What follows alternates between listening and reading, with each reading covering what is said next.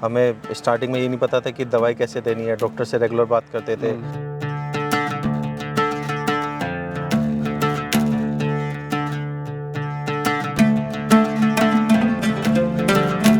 तो धीरे धीरे डेवलप करके हम नॉलेज लेके फिर ये आज ऐसी जगह बैठे हैं।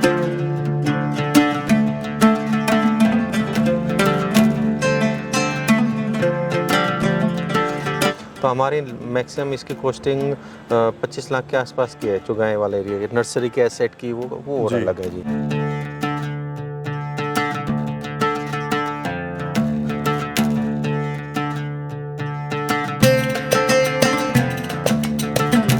एवरेज अगर देखा जाए 10 से 12 लीटर दूध दे देती है।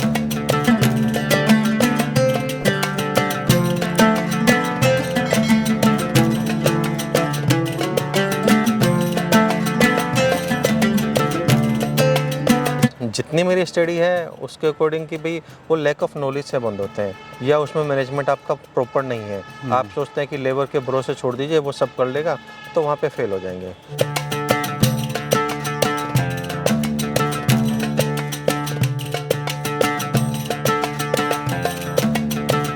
प्रॉफिट अभी नर्सरी का जो प्रॉफिट है हमारा ये 30 से 35-40% तक भी चला जाता है।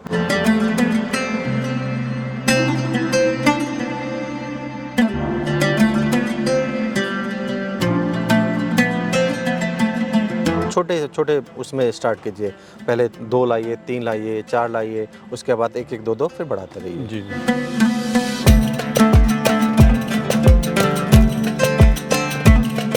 और जो मिट्टी के ऊपर जो रेत है ये इनके लिए डंलप का गद्दे का काम करता है।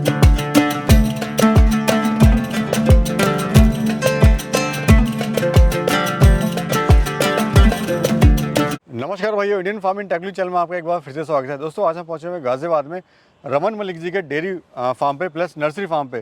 दोस्तों अक्सर जब भी डेयरी फार्म की बात आती है, वो भी खासकर देसी गाय की, तो उसमें बड़े चैलेंज होते हैं। कहा जाता है कि जो डेयरी फार्म होता है सक्सेस नहीं होता है, बहुत सारे चैलेंज आते हैं, जैसे मार्केटिंग का लेके, प्राइस का इशू होता है, बहुत सारी चीज़ होती हैं। तो आज हम रमन मलिक जी से जानेंगे कैसे डेयरी फार्म चला रहे हैं और सक्सेस डेयरी फार्म चलाने के क्या राज हैं और कैसे आप एक सक्सेसफुली डेयरी फार्मर बन सकते हैं। तो चलिए वीडियो शुरू करते हैं। सर नमस्कार। नमस्कार। कैसे हैं सर? अच्छे हैं, आप कैसे हैं? मैं ठीक हूँ सर। थोड़ा सा हमारे दर्शक आपको देख रहे हैं, अपना और अपने फार्म का परिचय दीजिए। मेरा नाम रमन मलिक है और अपना ये farm Krishna nursery and agro farm Duhai Ghaziabad में है और ये ईस्टर्न पेरिफेरल और रैपिड दुहाई स्टेशन के पास में है। रमन जी, जैसे आपने बताया कि आप नेवी में जॉब करते थे, जी, तो जी। वो क्या कहानी है सर? जॉब छोड़ के नेवी की अच्छी खासी, आप इस लाइन में कैसे आए? नहीं, वो अपना आफ्टर 15 ईयर रिटायरमेंट लेने के बाद प्लान था कि भाई एक फूड प्लान में इसमें जाए, फूड डिलीवरी, आपका फूड बिजनेस में जाए। और धीरे धीरे जब कोरोना आया तो ये सब चेंज होके थोड़ा हॉर्टिकल्चर में, कुछ डेयरी फार्मिंग में, मिलनी क्या ब्रीडिंग पे, गाय पे अपना रखना था, तो इसमें इंटरेस्ट हुआ, धीरे धीरे ये डेवलप कर लिया अभी। सर बड़ा चैलेंज है देसी गाय की डेयरी चलाना, अपने आप में बहुत चैलेंज है। और आप देख भी रहे होंगे एनसीआर के बड़े बड़े डेयरी फार्म में बंद हो गए हैं, तो इतना आसान तो नहीं रहा होगा स्टार्टिंग में? नहीं, इनिशियल में हमें भी ऐसे लगा था कि कोई इतना आसान है, सब कुछ हो जाए। पर स्टार्टिंग में जितना आप स्ट्रगल करेंगे, सीखने की कोशिश करेंगे, उतना ही आपके लिए आगे ईजी हो जाए। हमें स्टार्टिंग में ये नहीं पता था कि दवाई कैसे देनी है, डॉक्टर से रेगुलर बात करते थे और गाय जो ब्रीडर हैं उनसे बात करते थे। तो धीरे धीरे डेवलप करके हम नॉलेज लेके फिर ये आज ऐसी जगह बैठे हैं। अभी हमारे पास ऐसी भी गाय है जिसके हमारे पास 4 जनरेशन की है। तो ये शुरुआत हुई, पहले आपने नर्सरी की शुरुआत करी। जी जी। फिर आपने पुश्तैनी ज़मीन थी आपकी, तो यहाँ पर आपने ऑप्शन देखा और इसको भी शुरुआत करी। जी जी। तो अभी जो सर आपका काम है मेन, वो दूध पर है या फिर घी पे आप काम करते हैं? मेनली प्लान तो जितना भी है गाय से रिलेटेड जितना भी काम है वो उनकी नस्ल पे है, ब्रीडिंग पे है। उसके बाद जो हमारा दूध तो कोई इतना खास सेल होता नहीं है। आपका अगर दूध देते भी हैं तो वो आपका लगभग 120-130 रुपीज़ सेल करते हैं। और अगर जो दूध बचता है, मैक्सिमम बचता ही है, तो वो सारा हम उसका घी बना लेते हैं। आपका बिलोना मेथड से प्रॉपरली जो वो है पुराना मेथड है, सारा उससे घी बना लेते हैं। वो घी हमारा सेल हो जाता है। तो वो क्या रेट जा रहा है सर घी? वो घी देते हैं हम 3000 रुपये किलो। तो शुरुआत में तो सर बड़ी आपको इशू आए होंगे कि कस्टमर्स बनाना, वो भी 3-3 हज़ार रुपये लीटर जो घी कोई ले, बड़े मुश्किल से लोग मिलते हैं। हाँ, इनिशियल में तो बहुत ले गया था, पर जब धीरे-धीरे जब लोग जानने लगे, आपका उनसे संपर्क हुआ, तो ऐसे भी हुए हैं कुछ जो हमारे से लेके अपने एम्प्लॉय को 50-50, 100 किलो तक भी घी हमसे लेके अब दिया है। तो शुरुआत में सर आपको चैलेंजेस क्या-क्या थे स्टार्टिंग में? इनिशियल में आपका सबसे बड़े नॉलेज, आपका इन्हें कब क्या बीमारी हो रही है, क्या मेडिसिन देनी है, कल रेगुलर टाइम पे कौन सी मेडिसिन देनी है, कीड़े की देनी है, आपका कब इसे आपका प्रेग्नेंट कराना है, इससे कंसर्निंग जितना भी है, और आपका क्या खिलाना है, सर्दी में क्या खिलाना है, गर्मी में क्या खिलाना है, बरसात में क्या खिलाना है, और आपका जो कॉमन चैलेंजेस थे, जी जी वो जो सभी के साथ में आते हैं, हाँ जी वो था। पर आप उसे जितना मेंटेन करेंगे, आप उतना ही आगे मतलब स्टडी करेंगे या किसी से पूछेंगे जो पुराने लोग हैं, तो आपको धीरे धीरे चैलेंजिंग ईजी लगने लगेगा। और अभी नर्सरी का जो सेटअप है वो क्या प्लानिंग है सर नर्सरी की? नर्सरी का जी हम मेनली क्या है, आपका होलसेल में डील करते हैं। हम छोटे प्लांट लेके आते हैं, कुछ उसे आपका कलकत्ता से, पुणे से, या जो मंडी है और आपका फ्लावरिंग है, देहरादून है, वहाँ से लेके आते हैं, और फिर छोटी नर्सरी है उन्हें सेल करते हैं। और कुछ प्लांट हम छोटा लाके बड़ा, उसे बड़ा चेंज करके बड़े बैग में फिर यानी इसको छोटे से बड़ा करते हैं जी, और देन उसको फिर आप आगे सेल कर देते हैं। जी सेल करते हैं। ये पूरी सर फार्म का कितना एरिया है? ये अपना 1.5 एकड़ के आसपास एरिया है। ये खुद की लैंड है सर? हाँ जी, ये खुद की लैंड है। और क्या कॉस्ट आई है सर इसको पूरा बनाने में? मैं देख रहा हूँ आपका जो डिज़ाइन शेड है वो भी काफ़ी आपने अच्छा और हवादार है आपने बनाया हुआ है, वेंटिलेशन, साथ में बारिश वगैरह से बचने के लिए भी आपने कुछ इस तरह से डिज़ाइन किया हुआ है ताकि आराम से जो आपके आने वाले कंफर्टेबल रह सकें। इसमें कॉस्टिंग तो सब पूरा इंफ्रास्ट्रक्चर या गाय का देखे तो कॉस्ट तो काफ़ी है, पर मोटा ये मान लीजिए अगर गाय वाला एरिया में है, इसमें भी अप्रोक्स कम से हमने पक्का किया है, बहुत बांस से करते हैं। हमने एक बार ब्रिक से हम बहुत सारा उसमें क्योंकि मेनली हमारे टाइम बाहर रहती है गाय, वहाँ पे जाती है, तो उसे कवर करने के लिए वो उसके हिसाब से प्लान किया हुआ था। तो हमारी मैक्सिमम इसकी कॉस्टिंग 25 लाख के आसपास की है, जो गाय वाला एरिया नर्सरी के एसेट की वो और अलग है जी। वो अलग सेटअप है आपका? वो कैलकुलेट नहीं कर सकते क्योंकि रेगुलरली चेंज होते रहते हैं, कुछ ना कुछ अमेंडमेंट ला रहे हैं, कुछ अच्छा करने के लिए बार बार उसमें चेंज कर रहे हैं। ये ब्रीड कौन सी है सर आपकी है? हमारी मेनली सारी गायें साहिवाल की है, एक राठी गाय है और सब साहिवाल गाय हैं। तो साहिवाल का क्यों चुनाव करा सर आपने? जैसे आजकल बड़ा गिर गाय का बड़ा चलन चला हुआ है, हर कोई गिर जानता है और गिर को पालना भी चाहता है।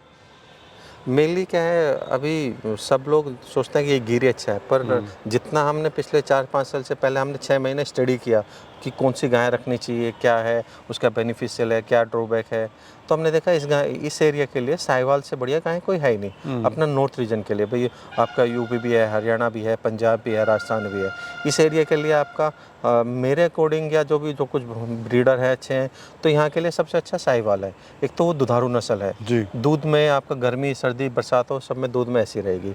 गिर का एक थोड़ा सा बोलते हैं, जो मैंने पढ़ा है और कुछ लोगों से सुना है, उसमें भी कुछ फार्म बंद हो गए हैं जो आपके गिर के कर रहे थे, उसमें आपका यहाँ पे इनफर्टिलिटी रहती है, टाइम से प्रेग्नेंट नहीं होती गाय, गिर गाय आपका, उन्हें सर्दी, क्योंकि गुजरात की नस्ल समस्या है कुछ ना कुछ, हाँ थोड़ी उसमें है आपका। मेनली क्या उनका सर्दी को बहुत इशू होता है, सर्दी में अगर जो डिलीवरी हो रही है बच्चों की, उन्हें बचाना बहुत दिक्कत है। हाँ बहुत प्रॉब्लम है। इन गाय के लिए ऐसा कुछ नहीं है। तो सर दूध कितना दे देती है एवरेज?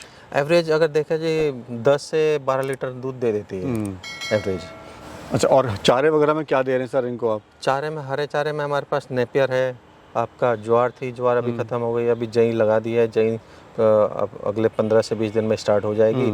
और आपका कुछ हमें से अलग से अपना ही पेड़ का आंवला है, उसे सुखा के पाउडर बना के वो देते हैं, सतावर देते हैं, अश्वगंधा देते हैं, और आपका फाइबर है, मिनरल्स हैं, वो सारी चीज़ देते हैं जी। और इसमें ड्राई में क्या देते हैं सर? ड्राई में हम इसमें आपका राशन, उसमें गेहूं है, चना है, मक्का है, और अभी आपका बाजरा है, जो सीजनल है वो आप देते जो जहाँ भी अब सर्दी स्टार्ट होगी तो बाजरा ऐड हो गया, जई स्टार्ट होगी, और गर्मी रहेगी तो जौ आ जाएगा उसमें। सर हम देख रहे हैं डेयरी फार्म क्यों बंद हो जाते हैं बड़े बड़े?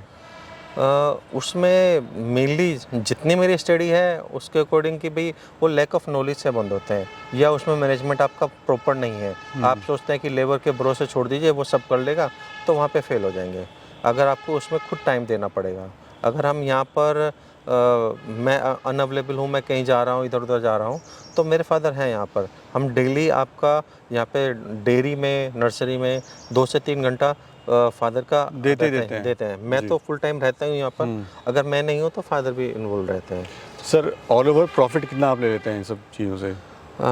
प्रॉफिट अभी नर्सरी का जो प्रॉफिट है हमारा ये में 30 से 35-40% तक भी चला जाता है। और जो गाय का है या आपका डेयरी फार्मिंग का है, इसमें भी प्रॉफिट है। मेनली क्या है, हमारा एसेट क्या है, जो हमारे पास बच्चे आ रहे हैं वो अच्छी नस्ल के आ रहे हैं, आगे जितना भी आएगा दूध उनका और अच्छा आएगा। ब्रीडिंग तो के लिए। जी ब्रीडिंग के लिए है, तो उसमें प्रॉफिट है। जो आपका दूध है घर का दूध मिल रहा है, और आपका उसमें प्योरिटी की चीज़ है। आपका जो मक्खन खा रहे हैं आप, चाहे उसका कुछ पनीर, जब से हमारी गायें आई हैं पिछले 4.5 साल से, हमने बाहर से पनीर एक बार भी नहीं खाया। जी पनीर है घी है वो अपने घर का ही यूज होता है।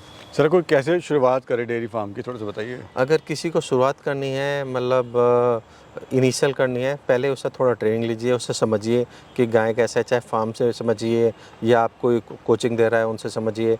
साथ में आप उसका थोड़ा फीड मैनेजमेंट है आप, और सुपरवाइजिंग कैसे करनी है ये चीज़ करेंगे। और छोटे छोटे उसमें स्टार्ट कीजिए, पहले 2 लाइए, 3 लाइए, 4 लाइए, उसके बाद 1-1, 2-2 फिर बढ़ाते रहिए। जी मैं देख रहा हूँ सर यहाँ पर आपने रेत वगैरह भी डाला हुआ है, तो उसका क्या मकसद है? ये अक्सर रेत वगैरह नहीं मिलता है, लोग या तो कच्ची ज़मीन पे रखते हैं या फिर उसको अंदर बांध के रखते हैं। जी, हम मेनली क्या है, हमारा क्या है, मॉर्निंग अभी सर्दी टाइम हो गया है, तो ये सुबह 8 बजे बाहर आ जाएंगी, रात को अंदर रहेंगी 8 से, और 4 बजे चारा होता है, जब तक अंदर 4 बजे तक बाहर रहेगी। 4 बजे खा के अभी फिर 6 साढ़े 6 बजे आएगी, फिर रात को 10 बजे फिर अंदर कर देंगे। और जो मिट्टी के ऊपर जो रेत है, ये इनके लिए एक डंलफ का गद्दे का काम करता है।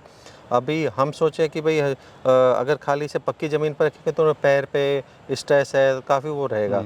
अभी इस पे कूदते भी हैं, दौड़ते, आपने देखा भी है कैसे दौड़ रहे हैं, भाग रहे हैं गाय भी, तो इनके लिए मतलब बेस्ट वे है रखने का। जी हाँ। अच्छा सर, अगर बात करें डेली रूटीन की आपकी फार्म पे, तो डेली रूटीन क्या होता है? मतलब कितने बजे से आपकी दिनचर्या स्टार्ट होती है? हमारे मॉर्निंग में 5:30 बजे स्टार्ट हो जाती है। 5:30 बजे मैं हूँ या फादर है, मतलब दूध का काम स्टार्ट हो जाता है। तो ये स्टार्ट होने के बाद फिर आपका 7 साढ़े 7 बजे तक इनकी क्लीनिंग है, सब दूध होकर निकल के जाता है, और फिर इन्हें बाहर निकाल देते हैं। फिर क्लीनिंग, मतलब ये हमारा रेगुलर है, इसमें तो हम 24/7 जुड़े हैं। आपका फिर दिन में बाहर रहती हैं, अंदर की क्लीनिंग होके, और फिर अंदर करते हैं, फिर दूध निकल के शाम को 7 बजे तक ये इनमें इन्वॉल्व रहते ही रहते हैं। और जी लेबर की बात करें तो सर कितनी लेबर है अभी आपके पास? अभी मेरे पास 15 जो गायें हैं और बच्चे हैं, टोटल 17 हैं, तो उन पे 2 लेबर हैं। एक दोनों दूध निकालते हैं और साथ में इनकी सफाई सब चीज़ मेंटेन करते हैं। जी अच्छा सर, एक चीज़ और है, अगर कोई डेयरी फार्म स्टार्ट कर रहा है तो क्या उसके पास अपना ग्रीन फॉडर का मैनेजमेंट होना चाहिए अपना अलग से हाँ स्पेशली? जी, होना चाहिए। मेरी राय है कि अगर वो कर रहा है तो उसके पास इतना एरिया होना चाहिए कि मैं उन्हें हरा चारा रेगुलर दे सकूं। तो आपकी गाय की हेल्थ है और आपका उनका दूध का प्रोडक्शन है वो हमेशा अच्छा रहेगा। बहुत से क्या है, डेयरी फार्म में खाली हरा चारा बिल्कुल नहीं देते, भूसा है और थोड़ा सा दलिया खल ये उस पर कर देते हैं, तो आपकी वो गाय और जो ग्रीन फूडर ले रही है वो आपका हमेशा डिफरेंस रहेगा उनमें। गाय जो ग्रीन फूडर खा रही है, हरा चारा खा रही है, वो हमेशा अच्छी रहेगी, कूदती फांती रहेगी, हमेशा आपके चेहरे पे उनके शाइन रहेगी, अच्छी रहेगी। सर बहुत बहुत शुक्रिया, आपने बहुत अच्छी जानकारी दी हमारे किसान भाइयों को। बहुत बहुत शुक्रिया सर, धन्यवाद।